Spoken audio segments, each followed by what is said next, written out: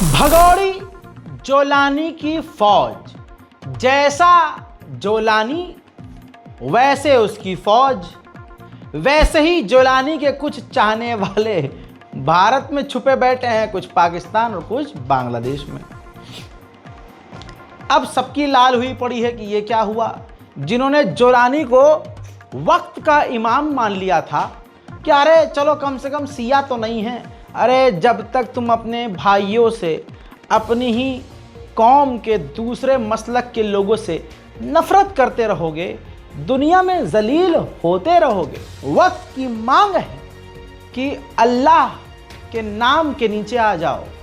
वक्त की मांग ये है कि इमामत और खिलाफत पे हम घर के अंदर बहस कर लेंगे, लेकिन घर के बाहर अल्लाह, पैगंबर, सिरात मुस्तकीम, कुरान के नाम पर एक हो जाओ। लेकिन समझ में जिन लोगों को नहीं आ रहा है, इबरत उनको हासिल करना चाहिए।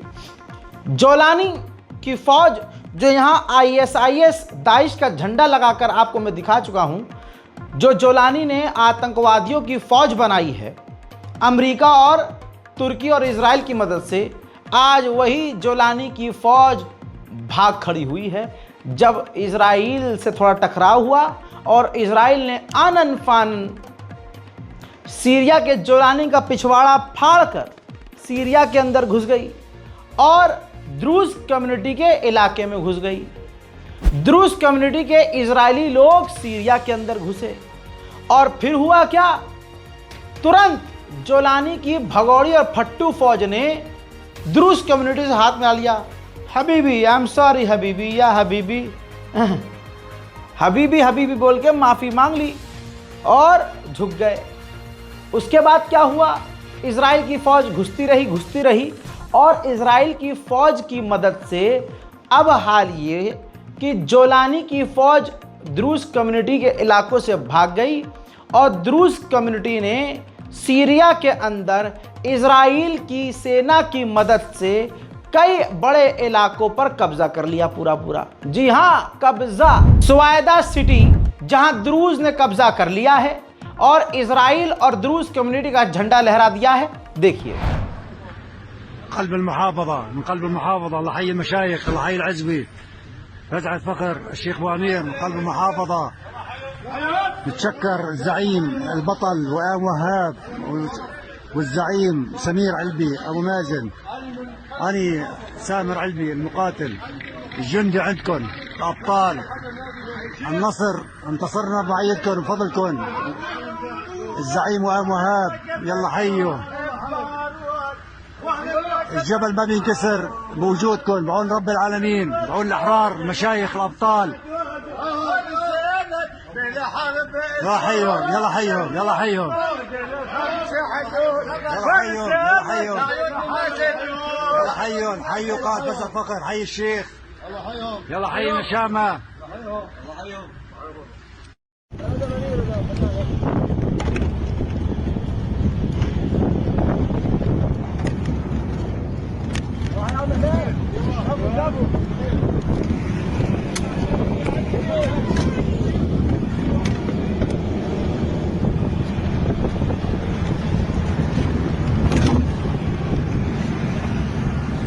अभी भी सीरिया के अंदर द्रूज कम्युनिटी के मोहल्ले इलाकों में, शहरों में इजराइल की फ़ौज जा रही है, घुस रही है। तो जब इजराइल की फ़ौज द्रूज कम्युनिटी के इलाकों में जा रही है तो द्रूज कम्युनिटी के लोग जो सीरियन हैं उनका स्वागत कर रहे हैं।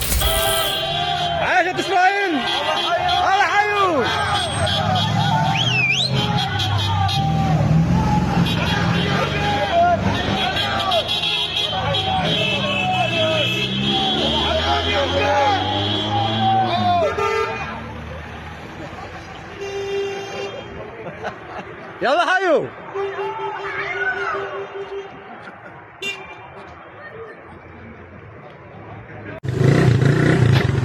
الله عياذ. ايوه.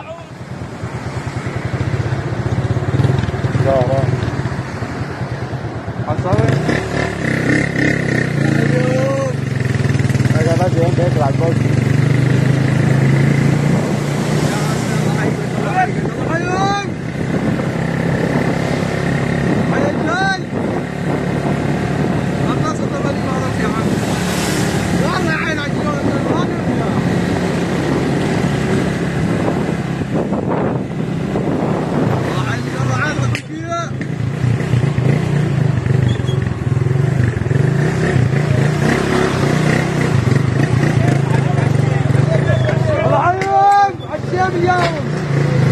الشارع اليوم يا كبير.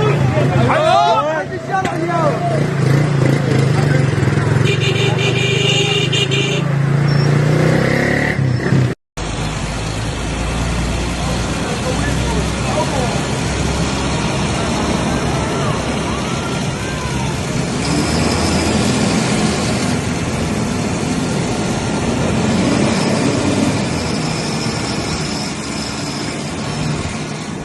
एक द्रूज कम्युनिटी का इजरायली सैनिक, तस्वीर आपके सामने, आपको सही तरीके से समझाने के लिए।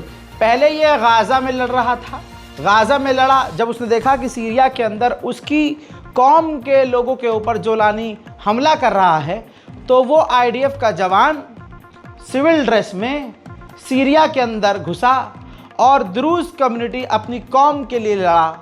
देखिए, एज अ कम्युनिटी आप सोचेंगे तो बंदा कितना जेन्युइन है कि अपनी कौम के लिए इजराइल से निकल के लड़ने के लिए आ गया दूसरी जगह पर, दूसरे मुल्क में। लेकिन दूसरी तरफ ये देखिए कि गाज़ा के अंदर नरसंहार कर रहा था।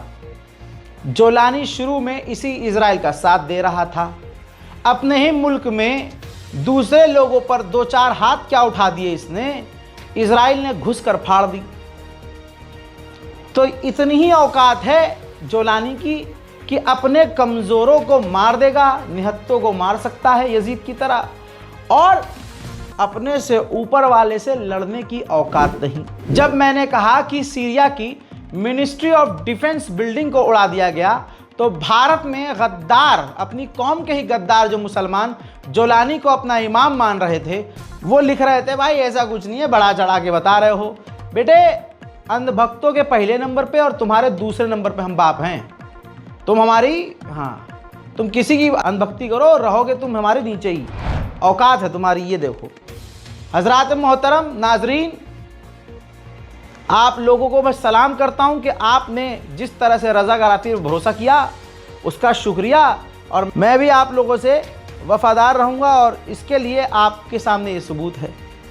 ये सीरिया के अंदर जो डिफेंस मिनिस्ट्री है, ये उसके खंडर हैं, ये तबाही है। इजराइल ने जो बमबारी की, मिसाइल दागी थी, अब डिफेंस मिनिस्ट्री की बिल्डिंग में कुछ बचा नहीं है सीरिया की। जब यहाँ हमला किया तो वो भी वीडियो सामने दिखाया था मैंने आपको, जिसमें एंकर स्टूडियो में रिपोर्टिंग कर रही है और पीछे हमला हो जाता है, पूरी धरती हिल जाती है। उस एंकर का एक इंटरव्यू आया है जिसमें वो कह रही हैं कि वो सबसे बड़ा आतंकवादी हमला था। मैं अब तक डरी हुई हूँ और अब तक कांप रही हूँ और डर में हूँ। सीरिया की इस खूबसूरत एंकर की खूबसूरती पर न जाना, ये सुनना कि इजराइल ने आतंकी हमला किया है और सीरिया के लोग खौफ में हैं। مالي قدراني أتنفس من الخوف ومن الرعب. لحد الآن أنا تحت تأثير صدمة، مشاعر مستحيل تنوصف، رعب وخوف. أنا عشت الخوف سابقا، عشت الخوف من قصف النظام المخلوع، ولكن اليوم بشكل مختلف. بعد ما حسينا بالأمان، بعد ما حسينا أنه سوريا رجعت، القصف وأنا على الهواء مباشرة، المشاعر كانت مختلطة. الخوف اللي أنا فيه، أنا هلأ وأنا عم بحكي معك أنا حاسة صوتي عم يرجف، حاسة جواتي مالي قدراني أتنفس من الخوف ومن الرعب. لحد الآن أنا تحت تأثير صدمة. بس الفكرة الآن اختلف الموضوع. سابقا كانت القذائف عشوائية، يمكن اعتدنا عليها. الآن بعد ما صار استقرار وأمن وأمان بسوريا، हम दुनिया में एक बार फिर से देख रहे हैं कि इजराइल खुल्लम खुल्ला एक और मुल्क सीरिया पर कब्जा कर रहा है।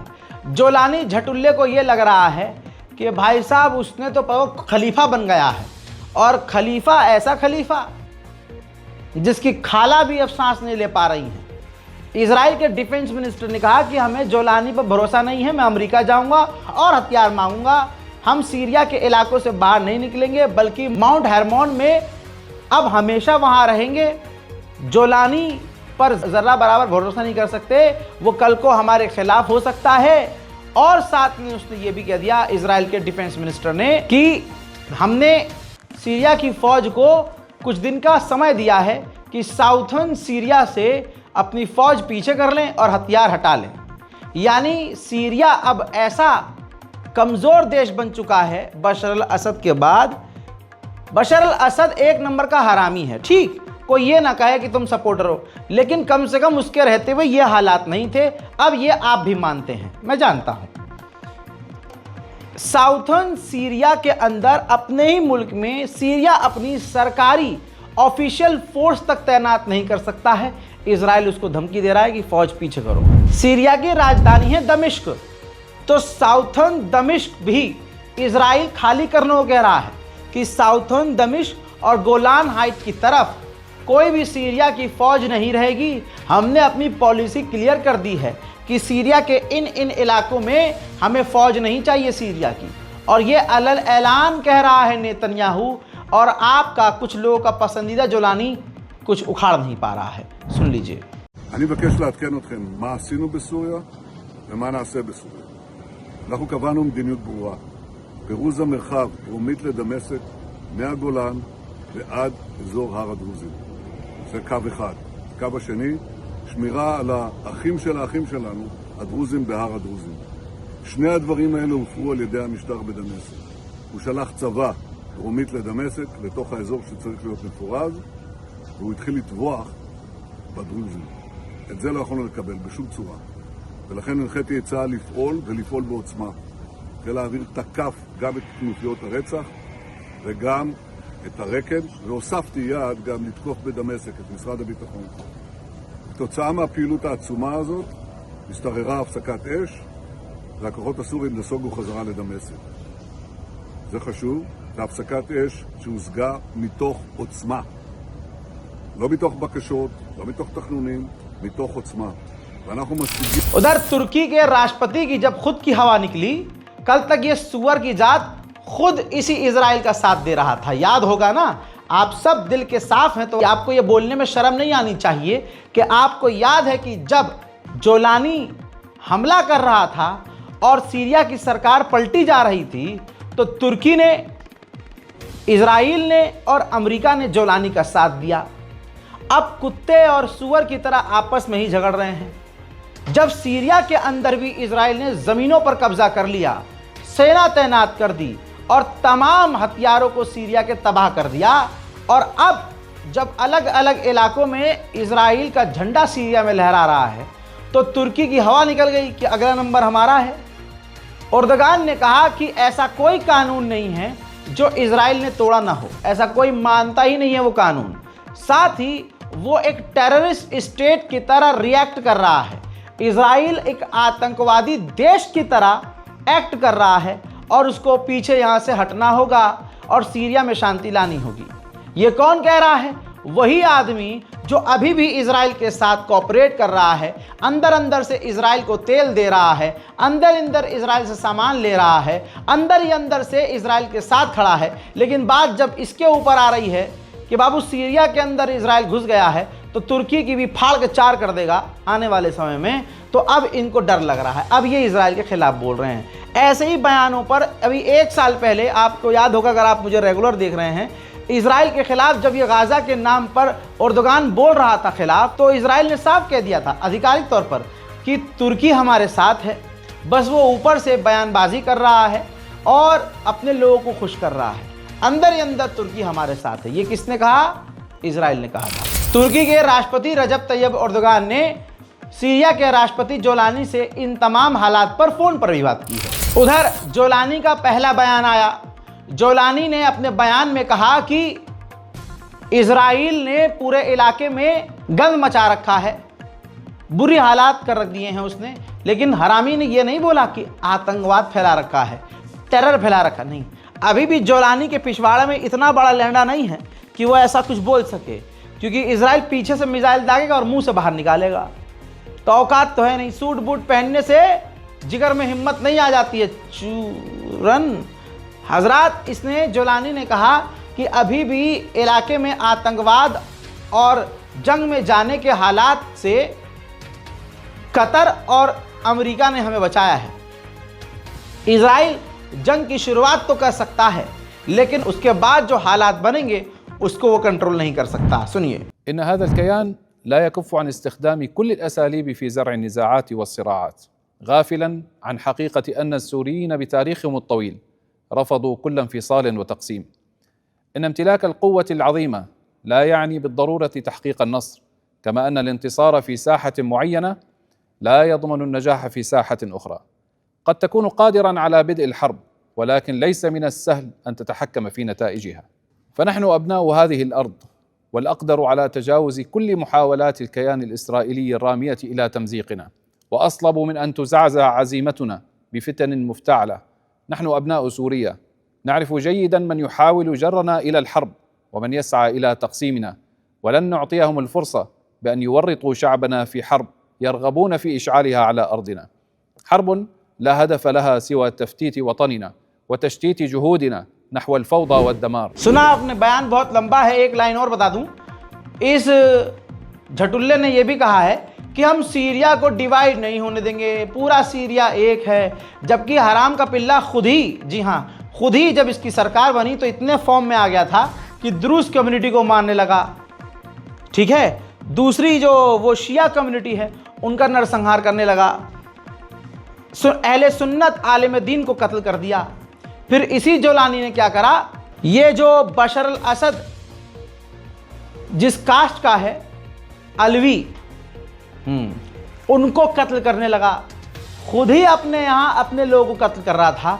जब इजराइल ने मिसाइलें दागी हैं तो दिन में इसको तारे दिखे और रात को सूरज, तो अब एकता की बात कर रहा है। अब सोचिए, जिस बशर अल असद को भारत के वो गंदी नाली के कीड़े जो दूसरी अपनी ही छोटे भाई वाली कौम को, अपने साथियों को ही जो बचपन से सुनते आए हैं, जैसे अम्मा ने, मुल्ला जी ने सिखा दिया मस्जिद में जुम्मे में बयान देके कि फलानी कौम इतनी गंदी है, उनके साथ बिजनेस मत करो, हैं अल्लाह वाले वो भी, लेकिन सर्टिफिकेट ये बांट रहे हैं मुसलमान का कि कौन सच्चा है कौन झूठा है। मुल्ला जी को खुद नहीं पता अपना अगवाड़ा पिछवाड़ा, मुल्ला जी कितने बड़े क्या हैं, क्या रह चुके हैं, क्या कर रहे हैं, उनके गुनाह तो अल्लाह ही जाने। लेकिन मेरे दोस्तों, नफ़रत की इंतहा ये है। अब ज़रा नफ़रत फैलाने वाले के मुंह पर तमाचा देखिए, मुसलमानों पर ये तमाचा है जो ये जो तोड़ने वाला खेल खेल रहे हैं। अबे अब तक तो तोड़ते आए हो, बिखरते आए हो, इसीलिए तो पूरी दुनिया में तुम पिट रहे हो, हम पिट रहे हैं। जोलानी का बयान है, तवज्जो चाहूँगा। जोलानी ने कहा कि जब से बशर अल असद की सरकार गिरी है तब से इजराइल सीरिया को टुकड़े कर रहा है, ग्रुप बंदी कर रहा है, आपस में लोगों को लड़वा रहा है। अल्लाह अकबर।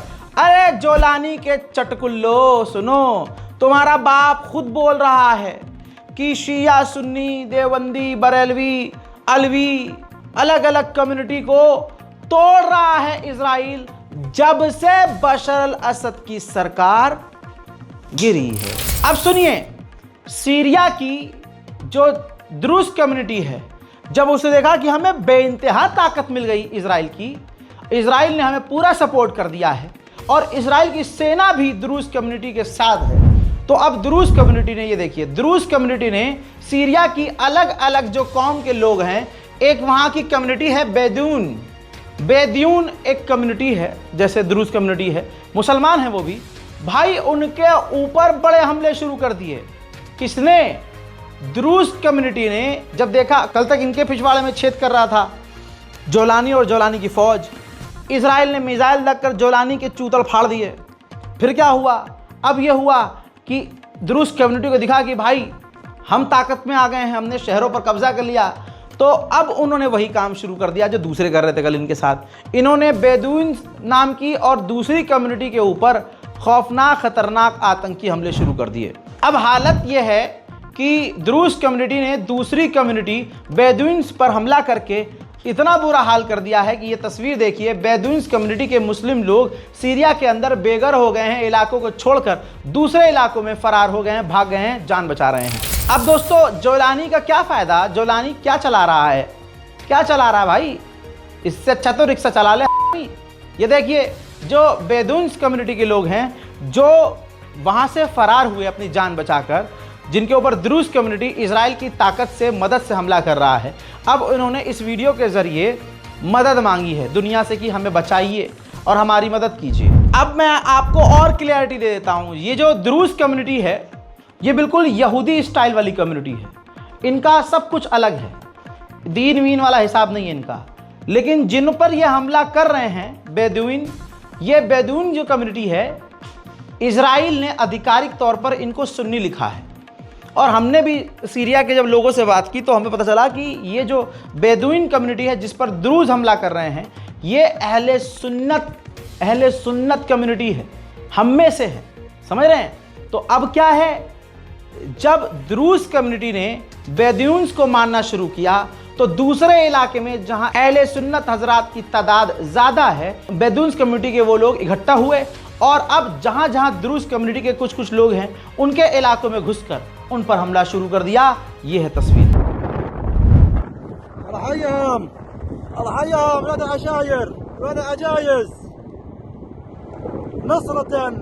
العرب بسويدة كل عشائر سورية نفير عام.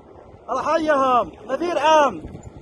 كل العشائر بسورية افزعوا لاخوانكم عرب الجبل. يلا حيهم.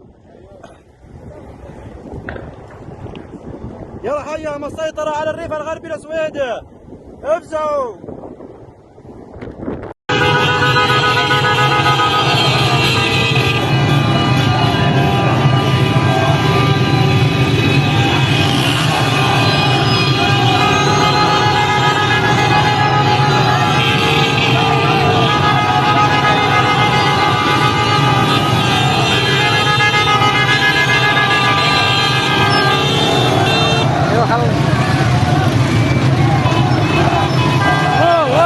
هاي الذخيرة وهي السلاح وهي عدوار جميل. هاي الشباب